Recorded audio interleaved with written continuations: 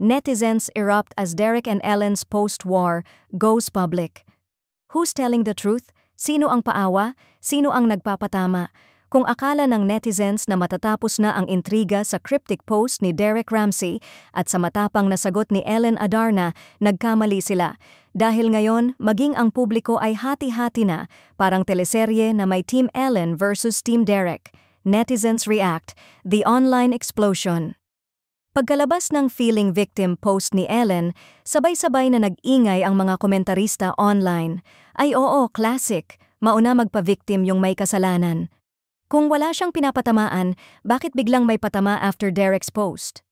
At dahil parehong celebrity, bawat salita, bawat emoji at bawat pause ay ini-interpret ng publiko na parang coded message.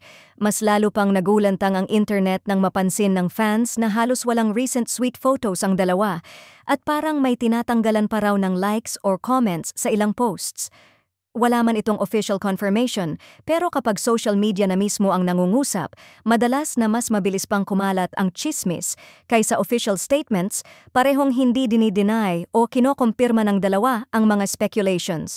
Pero imbes na magpaliwanag, may pa-cryptic, papatama, at pa-drama posts pa sila si Derek na nagpa-deep emotional monologue tungkol sa frustration, doubts, at choosing the wrong person.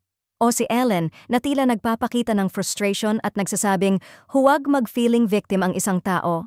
Ang sigurado lang, the public is watching. Social media is documenting everything, and the tension between the two is now impossible to ignore.